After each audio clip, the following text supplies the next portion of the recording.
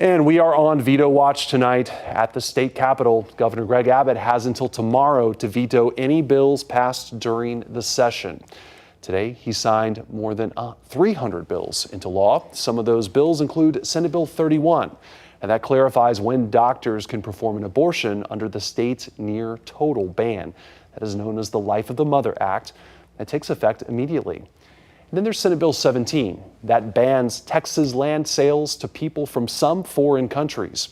Next, Senate Bill 1596 that would remove short barrel guns from the state's list of prohibited weapons. And House Bill 46 that expands the Texas Compassionate Use Program. That is the state's medical marijuana program. And then there is Senate Bill 11 that allows for voluntary prayer or Bible readings in public and charter schools.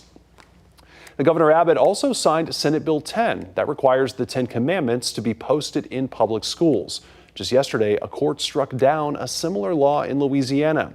Let's bring in KVUE's Daniel Perot. And Daniel, could that impact this Texas law? It very well could, Adam, because the Texas law is similar to the Louisiana law. Yesterday, the Fifth Circuit Court of Appeals in New Orleans ruled that the Louisiana law is plainly unconstitutional.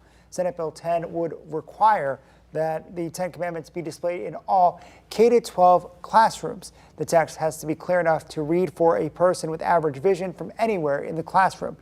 Civil liberty groups say that the mandate is unconstitutional and isolates students who are not Christian. Supporters of the law say that the 10 Commandments are part of the foundation of U.S. history and law, though critics say that it violates the Establishment Clause of the U.S. Constitution, which says that Congress can't make any laws respecting an establishment of religion.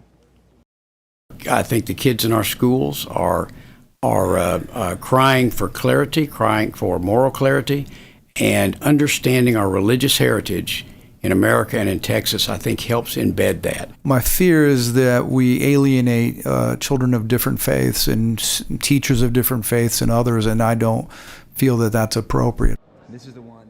Senate Bill 10 will certainly face legal challenges. Some of the same groups that are fighting the Louisiana law, including the American Civil Liberties Union, have already said that they plan to file lawsuits to prevent the implementation of this bill.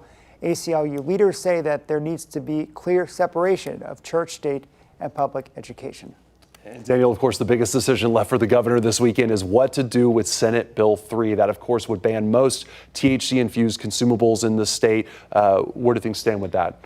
That's right. The hemp industry has been very vocal in their opposition to the bill and urging the governor to veto the bill. The fate of the $10 billion industry and whether or not they can stay in business is now up to Governor Greg Abbott in his hands.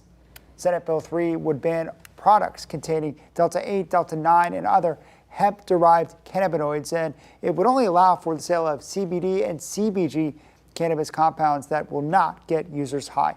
In a preemptive strike, a group including a hemp farmer, business owner, and a pharmaceutical producer have all filed a lawsuit asking a Travis County judge to block the state from implementing and enforcing the bill if it does become law. The lawsuit says that federal law does not allow for a law like Senate Bill 3 because the 2018 federal farm bill prohibits states from enacting laws that prohibit the transportation or the shipment of hemp products. In a statement, CBD Pros USA, one of the companies that joined the lawsuit, told KVUE, quote, "This bill doesn't make Texans safer, it makes them criminals for using products that are federally legal. It targets responsible businesses offering safe, regulated alternatives to alcohol, tobacco, and pharmaceuticals." They argue that SB 3 will push consumers to get less safe products on the black market. Founder of Hometown Hero, Lucas Gilkey, has been very vocal in his opposition to the bill. In a social media video yesterday, he urged fellow members of the hemp industry to hold off on legal challenges for now. Once the decision is made and we go into next week, that is where we will be looking at filing a lawsuit. And if anybody else is going to file a lawsuit, we highly recommend that as well. By all means, sue until your heart is content next week. But right now, this is a very fragile time, and you do not want to give the governor a position to where he can defer to the courts. Lieutenant Governor Dan Patrick has led the charge on Senate Bill 3. He says the products are harmful and pose a threat to public safety. The bill does include felony penalties for manufacturing or selling prohibited products and misdemeanor charges for simple possession. Governor Abbott has until tomorrow night to sign the bill or veto it.